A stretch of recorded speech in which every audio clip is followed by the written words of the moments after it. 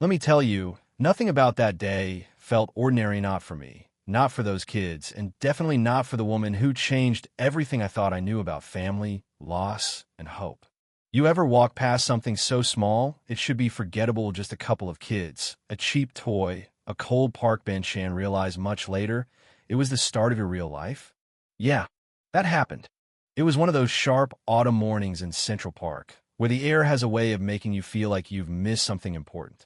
I was rushing from one meeting to the next, mind on quarterly reports, not people. That's when I saw them two boys, twins, huddled close on a bench, that little red car between them.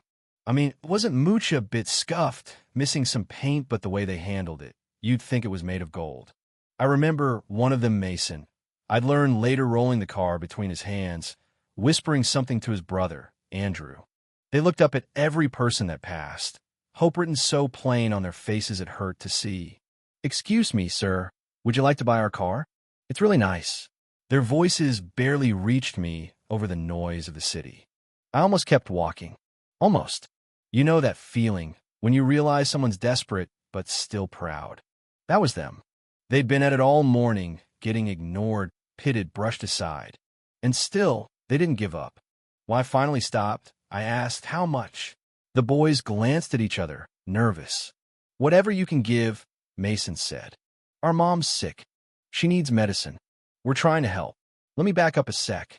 I'm James Sanders Jimmy, to a handful of people who ever got that close. 42, head of Sanders Enterprises, which means I'm usually allergic to anything that might mess with my schedule, my peace, or my boundaries.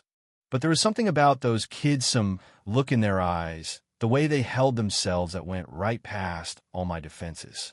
I handed them a couple of bills, way more than that toy was worth, and took the car, feeling like it weighed more than it should. The boys took off fast, clutching the money. I should have moved on to go back to my numbers, my routine, all the things I could control. But instead, I stood there holding that car, wondering what the hell I was doing. Next thing I knew, I was telling my driver to follow them.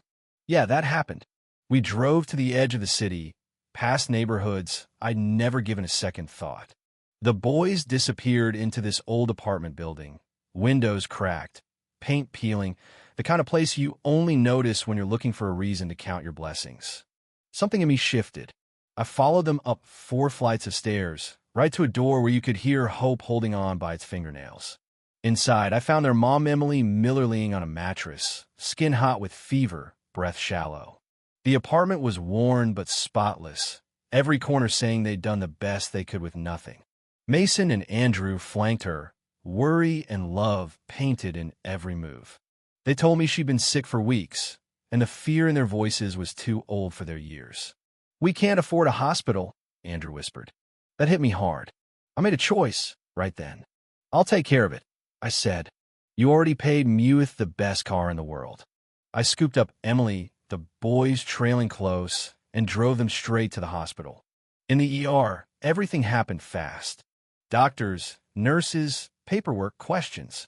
"Are you a relative?" they asked. I heard myself say yes. Maybe I wasn't, not by blood. But in that moment, it didn't matter. Emily had advanced kidney disease, needed urgent dialysis.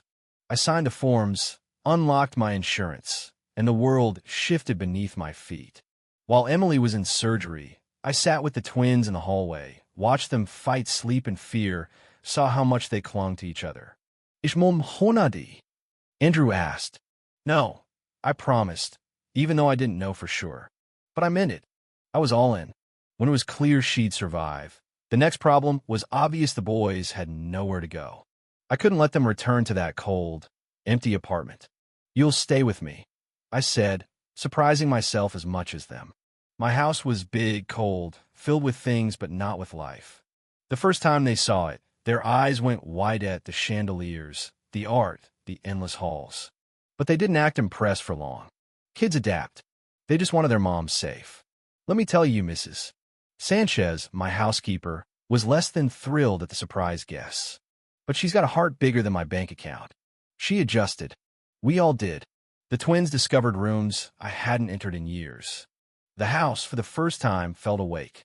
They asked about everything: chessboards, telescopes, even the one locked room at the end of the hall. "Not yet," I said, not ready to open old wounds. Visiting Emily in the hospital became a ritual. She was grateful but proud. We had a conversation one day while the twins played cards with a nurse. "You don't have children, do you?" she asked. "Not anymore," I replied before I could stop myself. My son and wife had died in an accident years back. It was the reason for the locked door, for my distance, for everything that had kept me alone. She didn't push, just offered a kind look that somehow made the pain lighter. We had our bumps. The twins broke a vase onto a priceless antique, smashed to bits. Mason's face crumpled in fear, expecting to get yelled at. But what could I say? "It's just a thing," I told him. "Things can be replaced." That night, I heard Andrew crying. "I miss Mom," he said. "And Dad. Sometimes people don't come back." I sat with him, did my best to reassure him and maybe myself too. "She'll come back," I said. "Just give it time." Weeks passed. The house changed. School books and sneakers replaced polished silence. The twins laughed, argued, grew stronger. I found myself waking up early just to hear their footsteps. The staff got used to two new shadows trailing everywhere. Even my gardener started teaching them about roses and soil. For the first time in years, I felt needed. Emily finally came home. The twins couldn't wait, hugging her tight, showing her every inch of the house. That night, we had dinner together, all four of us. The table, once reserved for deals and celebrations, was filled with laughter, stories about school, and talk about the garden. I found myself telling jokes. I remembered what it was like to laugh. Of course, reality crept back in. Emily insisted she couldn't stay forever, needed to find work, worried about being a burden. I tried to tell her there was no rush, but she was right, staying meant more risk, more pain if we had to say goodbye. I found myself wanting to ask her to stay, not out of pity, but out of something deeper I was too scared to name. One night, I finally opened the locked door of the room that had belonged to my son, Carlos. The boys wandered in, eyes wide, respectful. We talked about Carlos, about loss, about how missing someone doesn't mean you stop living. Emily joined us, her presence gentle, steady. For the first time, I spoke about the accident, about the guilt. She listened. "Living in pain isn't how you honor their memory," she said. Maybe she was right. Spring came. The boys ran wild in the garden. Emily got stronger. The mansion, once just a monument to my loneliness, became a home. We took family outings, museums, baseball games, even built a turtle resort in the backyard. I started cheering at Little League, learned to make lemonade, got used to muddy footprints. Mrs. Sanchez just shook her head and smiled. One night, Emily told me she'd been offered a job at a nonprofit, something she could do while still getting treatment. "I haven't said yes yet," she said, watching me carefully. "The boys feel a home here. And you? They see you as family." She paused. "So do I." I realized then I couldn't imagine life without them. Without her. I was scared, yeah, but more afraid of losing this new, messy, beautiful life. I did what any stubborn, terrified man in love would do. I bought a ring me grandmother's, an emerald surrounded by diamonds, and took Emily and the boys down to the lake on a perfect summer day. When I bought that car from you, I said, I never imagined it would change my life. I asked her to stay, to marry me, to make this house a real home. She said yes, tears shining in her eyes. The boys cheered, asking if they could call me Dad. I told them, whenever you're ready. 6 months later, we attended a charity gala, Emily and the boys. The city buzzed with gossip about the CEO who'd gone soft. I didn't care. That night, back at home, Mason announced he'd aced his science project, Andrew bragged about the school play, and we laughed together in a way I never thought possible. As our wedding day approached, I stood with Emily in Carlos's old room, now filled with light, not loss. "We're not erasing the past," she said. "We're growing from it.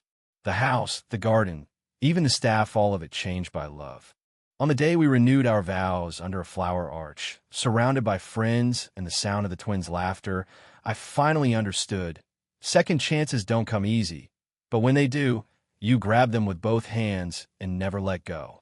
You know, some people will say I rescued them. The truth? They saved me. That little red car brought me back to life. So tell me, Yuhin, does a stranger become family? When does kindness become love? And how do you know when it's time to open the locked doors of your own heart?